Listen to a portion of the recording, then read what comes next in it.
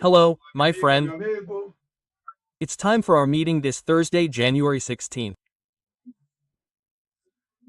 Today I'm going to talk about Moraes' refusal to return Bolsonaro's passport to attend Trump's inauguration. He was invited, so Michelle is the one going. Since Lula wasn't invited, Jan won't be going. On January 16th, at the age of 40, the newly elected President Tancredo Neves underwent a quick examination with Dr. Renaud Matos Ribeiro, the chief physician of the Chamber of Deputies.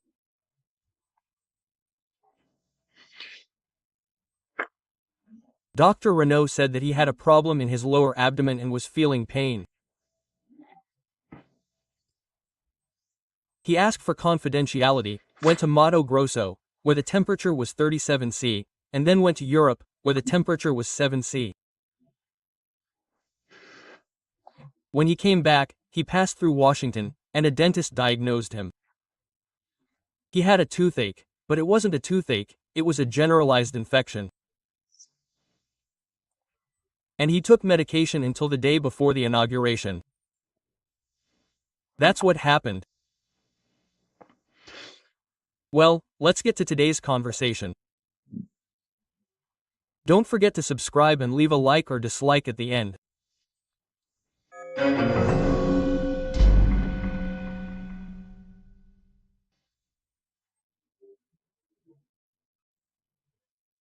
Senator Magno Malta is requesting the presence of the Secretary of Revenue, Robson Barrerina, the one who gave a statement. He was all dressed in dark clothes with a red tie.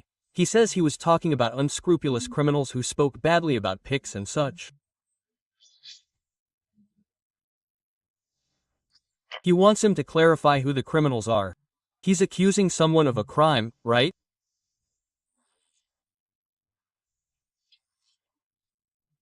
He wants to know that, and they'll certainly ask who the partners were, because he thanked the press for their partnership and said that it was very important in defending this attempt to monitor PICs. The goal was to monitor PICs to find out who was required to file an income tax return, right? That was the point. In fact, they talked so much, it backed down because there was fake news. The government is confessing to the country that the truth, in this case, its truth, is weaker than the lies of people on social media. Is it saying that a lie is capable of overthrowing the truth? Obviously not. The government simply realized that it had been caught, that they had discovered what the intention was. Add up the movement in the PICs transfers. At the end of the year, oops, you received 45,001 this year and you didn't declare it. You'll have to declare it, you'll have to pay tax and still pay the fine for not having declared it. That was it, right? It's not taxing PICs, there's no need to tax PICs, just tax the income tax. Well, today the new person in charge of the Secretariat of Social Communication of the networks was introduced to the President of the Republic. Her name is, I think it's Maria, because there's an H at the end of her name, Maria Queiroz.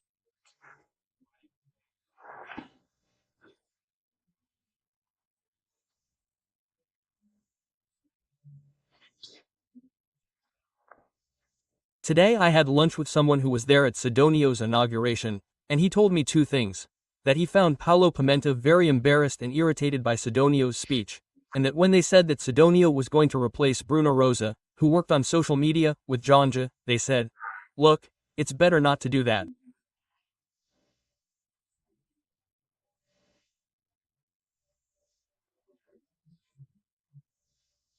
Ask the president if it's okay. Quote. And now they've gone to introduce the new president to the president, and it's said that the new president will be linked to the president's office, that is, she will continue to be linked to the First Lady. Well, now I ask the following. I took a look at last year, it seems like that was the case, okay? There are several numbers, 650 million to pay for newspapers, magazines, televisions, radios for government propaganda.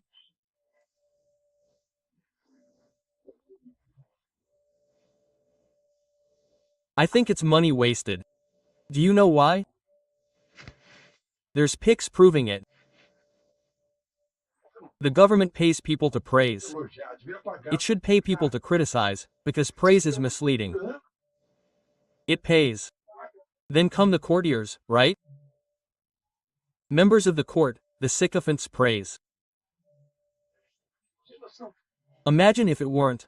Imagine if they were paid to criticize, which is the greatest favor you can do, to criticize. To point out mistakes, missteps, and deviations in order to correct the course.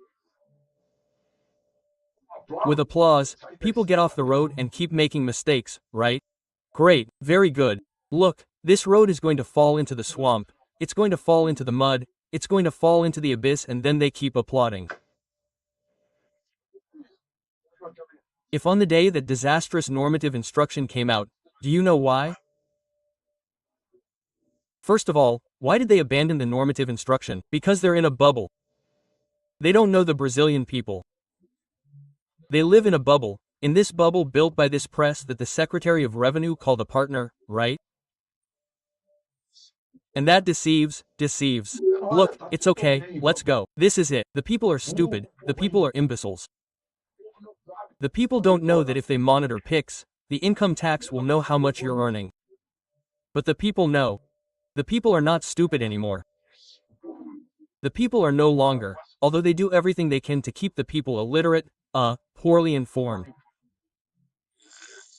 The people know that freedom only comes with knowledge. This truth will set you free. In fact, knowledge will set you free, right? True knowledge, obviously.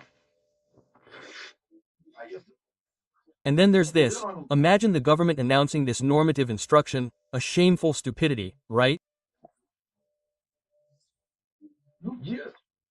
And the next day the journalism, the press, oh, you're crazy. You want to tax 40 million informal workers with income tax? Maybe the majority voted for Lula and will be furious now. You'll never vote for Lula again. Did you believe that? On the first day, the government wouldn't even wait for the wear and tear, they would cancel it right away. Oops, wait a minute, Lula says, they didn't consult me. Cancel this thing, you crazy man. Quote. But the courtiers didn't listen, everyone applauded. Oh, how great, how great. It's for incredible, look at the excuse. It was supposed to be like this, but with less bureaucracy, I don't know, a crazy excuse that doesn't even fit 3 brain cells thinking about it.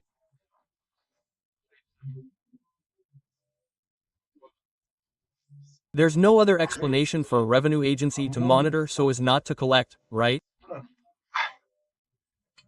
Right? It doesn't make sense. So, that was all you know, right?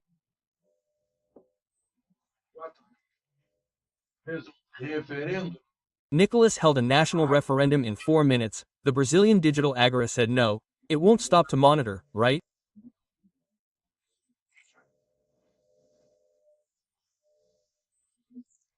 Then Lula must have cursed the finance minister and the revenue secretary, I imagine.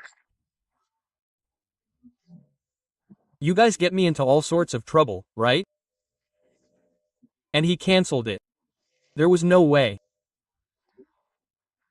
The voice of the people is very strong, but the fact is that this started a structural event. There is democracy in Brazil. It was the voice of the people for the people. The people spoke for them. A direct democracy. I've seen this in Switzerland, under heavy rain in the square, there in Vindeck, a meeting with the mayor. Then everyone cursed the mayor, criticized the mayor, argued with the mayor, right? Direct democracy. And the mayor didn't criticize anyone, he was thanking them because they were showing the community's demands and the city's mistakes. Obviously. Is anyone so stupid that they think that applause helps?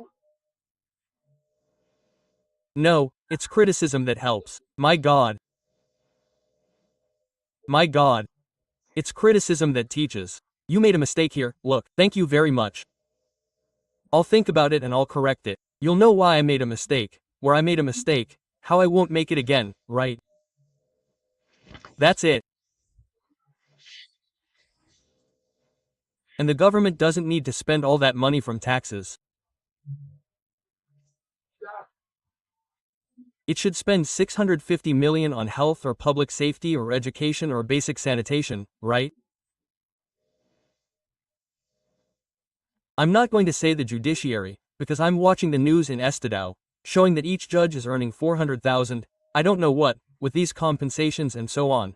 But because it's not necessary, it's enough to provide good public services, it's enough not to spend too much and not to cause inflation that wears out people's money, devalues the money that people have in their pockets. And people don't like that, right? Well, they're going to get into debt, taking on debt to pay for expenses. And then, how are they going to sell the paper? How is anyone going to sell the paper if the interest rate is low? So, the interest rate increases and everyone and the people will have to pay more interest because of the government. The currency will devalue, they'll pay more for rice and beans because of the government. So, if the government does that, there's no inflation, no high interest rates, good public services, there's no need to spend on advertising. And it's stupid to pay for people to applaud, you have to pay for people to criticize, isn't that good?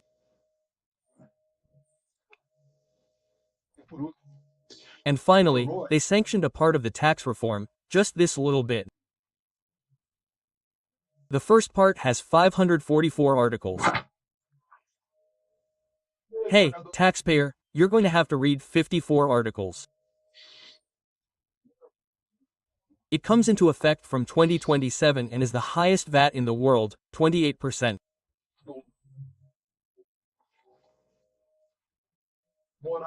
And finally, Moraes refused to give him the passport, to hand over Bolsonaro's passport so he could go to the inauguration of the most important head of state on the planet, who invited Bolsonaro, his friend, former president of Brazil, former head of state of Brazil.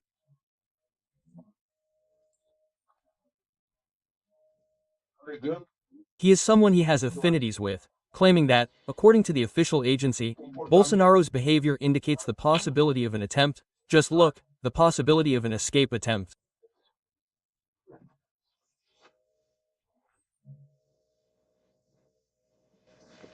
And then Michelle is the one who goes.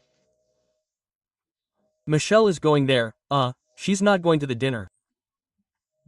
Lula was not invited. There is Michelle,